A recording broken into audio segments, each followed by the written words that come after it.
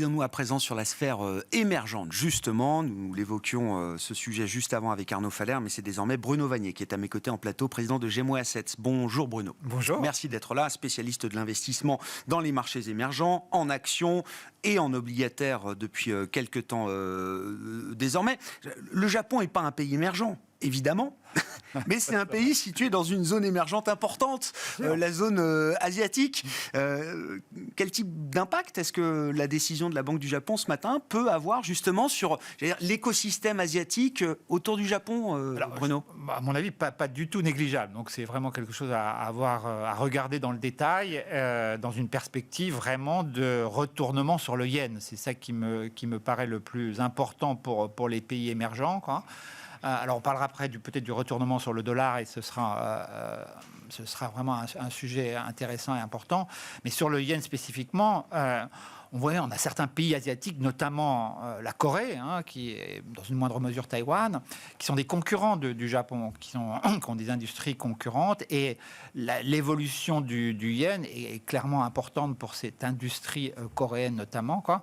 Une hausse du yen, ça donne quelque part un appel d'air pour l'industrie coréenne qui peut revoir de nouveau son won coréen se stabiliser et voir remonter. Rappelons qu'en 2022, c'est une des devises émergentes les plus faibles. On n'avait pas l'habitude de ça quand même. On pensait plutôt que c'était l'Afrique du Sud, le Brésil. Mais non, c'était la Corée qui avait la devise la plus faible. Faible notamment par nécessité. Parce qu'à côté de ça, il y avait un yen, effectivement, qui offrait une concurrence presque déloyale d'une certaine manière. Déloyale, peut-être non, pas. Mais en tout cas, une concurrence exacerbée. Exacerbée, comme vous le dites. Donc, un retournement sur le yen, c'est quelque chose vraiment pour moi, très positif pour la Corée, quoi, et pour le won. Donc, bien sûr, à regarder dans le détail, quoi. Bon, ce retournement du yen, spectaculaire aujourd'hui, puisque le yen se renforce de plus de 3% contre le dollar, il vient en plus de l'idée d'un pic dollar. Est-ce que c'est la grande idée de cette fin d'année 2022 quand on réfléchit au marché émergent justement pour 2023, Bruno ? Alors c'est effectivement un sujet extrêmement important parce que globalement on le voit dans le passé. On a une corrélation négative assez forte entre la hausse du dollar ou les mouvements sur le dollar et la performance des marchés émergents. On se voit qu'une hausse du dollar, c'est quand même quelque chose de compliqué, quoi. Si on a un retournement, et de fait, on a un retournement depuis le pic du dollar qui était fin septembre à peu près, quoi. Alors, qui est quand même positif, émergent. Alors, pour que le dollar se retourne, il faut quand même que les deux grosses monnaies, entre guillemets, en face, fassent quelque chose de différent.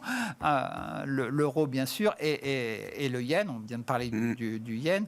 Sur l'euro, alors, on voit bien que la politique monétaire, ou la différence de politique monétaire entre la politique monétaire américaine, qui a fait le job, entre guillemets, qui a été plutôt très restrictive, qui l'est... peut-être un peu moins dans une perspective 12 mois. Quoi. En revanche, en Europe, non, on n'a pas fait tout à fait le job encore. Quoi. Et les commentaires de la semaine passée sur la politique monétaire de la BCE, a une tendance à pousser une politique monétaire plus restrictive en Europe, en momentum en tout cas. Ça, c'est positif euro. Quoi, la BCE sera plus hawkish que la Fed en 2023, sur la séquence de 2023. Exact. Donc, ça plaide aussi en défaveur du dollar.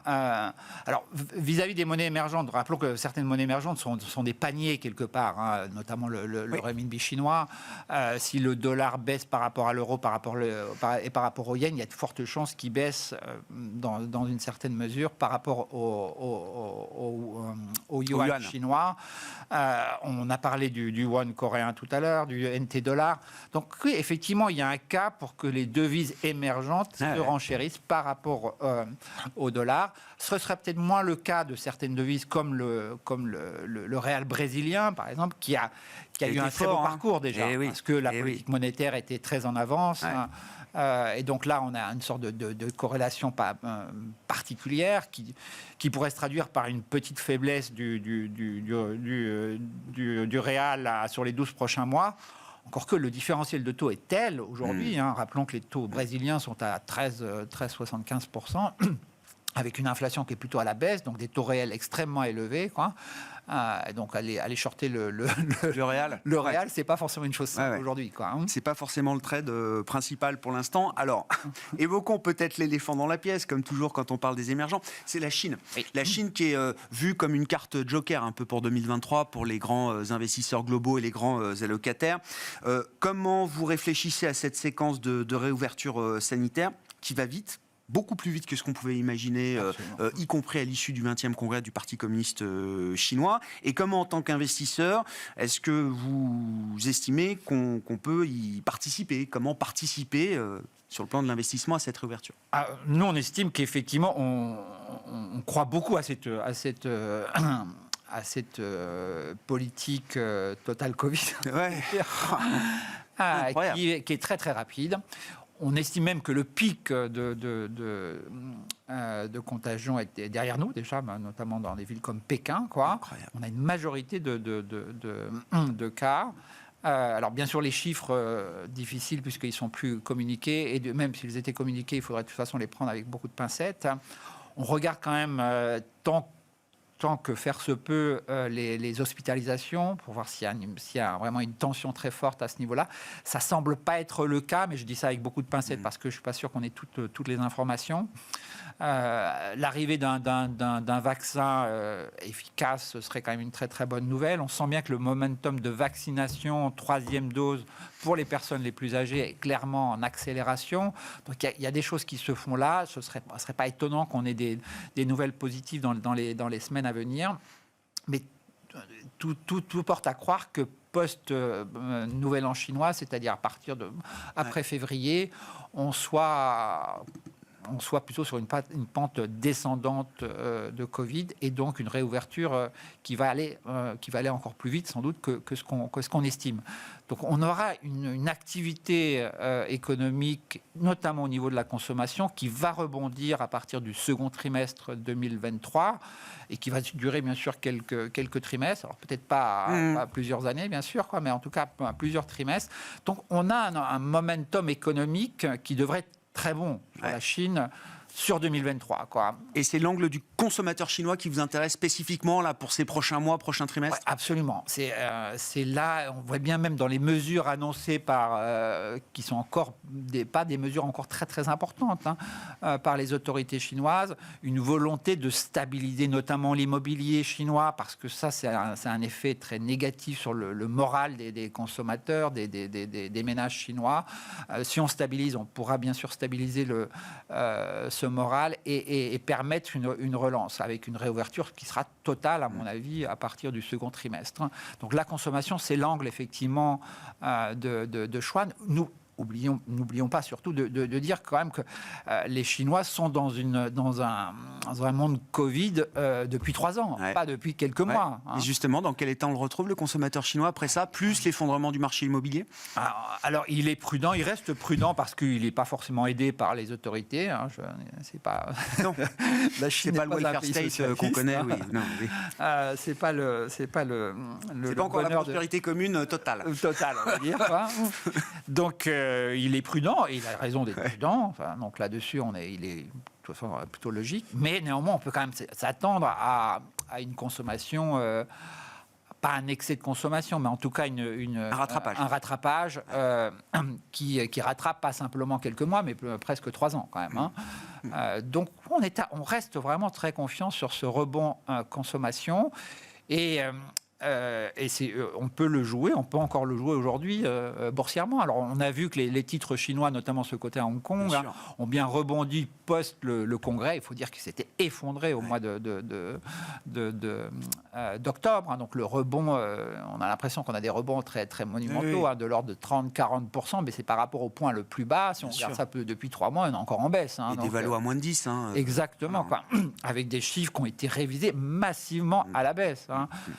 Alors, on peut dire que l'activité est très mauvaise sans doute encore aujourd'hui, donc le 4e trimestre va être très mauvais, le 1er trimestre sera encore compliqué parce qu'on sera encore dans cette problématique Covid. Mais clairement, on voit bien la feuille de route, la sortie, quoi. Et c'est ça qui est quand même extrêmement positif pour nous. Donc, on a une conviction forte sur le marché chinois, sur les titres de consommation chinois, autant cotés à Hong Kong que ceux qui sont cotés à Shanghai ou Shenzhen. Il faut y aller, il faut être surpondéré sur ces titres. Bon, un pilier pour 2023, la réouverture chinoise et la consommation en Chine. Je voulais qu'on dise un mot de l'Inde, et même d'ailleurs aussi du Brésil. C'est pas la première fois qu'on se projette sur des histoires de long terme sur ces pays, et notamment sur l'Inde. Il y a eu pas mal de faux départs de ce point de vue-là. Mais à nouveau, j'entends des investisseurs et même des entreprises qui considèrent que l'Inde devient un territoire d'investissement, un territoire d'implantation industrielle qui mérite à nouveau d'être considéré, et pas juste pour quelques mois. Quand on parle d'entreprise et d'industrie, c'est sur des visions de long terme. Est-ce que vous partagez cette idée de vision long terme constructive qu'on trouve autour de l'Inde aujourd'hui ? Absolument, absolument. Je crois qu'il faut vraiment y croire. D'une part parce que le monde étant un peu plus compliqué aujourd'hui avec beaucoup d'États qui veulent moins commercer à terme avec la Chine. Donc l'Inde est un candidat parfait pour en tout cas remplacer une partie de ces productions faites en Chine. Parce que l'Inde, de ce point de vue-là, est un très bon élève, on va dire. Et on a des aides de l'État, notamment pour éliminer ou réduire des importations indiennes, notamment de Chine, mais aussi pour permettre à ces entreprises, si elles réduisent les importations, elles permettent aussi des exportations. Une politique industrielle proactive, quoi. Proactive. Il y a des aides très claires qui sont distribuées par l'État indien pour ça. Donc ça, c'est évidemment positif pour nous. On a un coût de main-d'œuvre également qui est quand même très, très intéressant. On a besoin de plus de flexibilité, de facilité pour mettre en place ces entreprises, ces investissements. Mais l'État indien est très favorable à ça, avec beaucoup de mesures d'aide, des mesures aussi qu'ils ont prises depuis plusieurs années pour renforcer, j'ai envie de dire, l'aspect structurel de l'Inde. Et ça, on en a peut-être moins parlé, ou on en a parlé à l'époque, mais on n'a pas eu forcément l'effet. On parle des réformes quand elles sont annoncées, on oublie 2-3 ans après de regarder ce que ça a produit comme effet. Et de fait, là, on a quand même des choses extrêmement positives. On a eu une réforme sur les faillites, une réforme sur le secteur immobilier, sur la TVA. Donc, on a aussi une financiarisation beaucoup plus rapide aujourd'hui. Vraiment beaucoup de choses qui permettent notamment des recettes fiscales plus importantes, structurellement plus importantes. Donc ça donne plus de moyens à aux États indiens.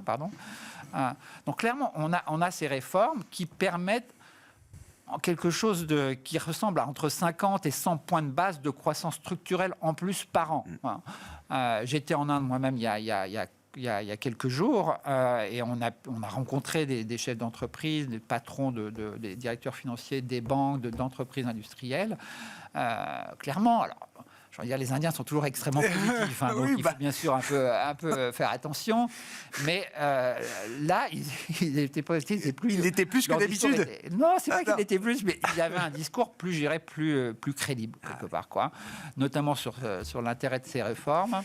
On a aussi rencontré des économistes extrêmement sérieux, bien évidemment, qui vous expliquent de manière assez convaincante pourquoi la croissance indienne peut avoir un point presque de plus que dans le passé. Ah oui, ça change beaucoup de choses. Alors, c'est pas une croissance à la chinoise, rappelez-vous, la croissance de 13-14% nominale, mais c'est plutôt une croissance nominale de l'ordre de 10-12%, avec 5% à peu près d'inflation. On est quand même sur une croissance réelle qui ressemble à peu près à 6-7%. Moi, ça me va, ça me paraît vraiment pour très, un pays de cette taille, oui, exactement. Ouais. Donc, à long terme, franchement, l'Inde, ça reste une proposition d'investissement extrêmement intéressante. On n'aura pas le temps de parler du Brésil, Bruno, mais c'est pas grave, j'en garde pour 2023 quand on se reverra l'an prochain. Non, le Brésil, juste en un mot, mais vraiment, ça a été un très bon marché jusqu'à l'élection présidentielle. Et depuis l'élection de Lula, c'est plus compliqué. Il y a un avant, un après. Voilà, il y a un avant, un après, mais bon. Restons optimistes. Suite au prochain épisode avec vous, on aura l'occasion de vous retrouver évidemment en 2023, Bruno, et on parlera du thème brésilien. Merci beaucoup. Merci. Bruno Vanier, président de GEMO Assets, qui était avec nous pour évoquer l'investissement dans les marchés émergents dans Smart Bourse sur Bismart.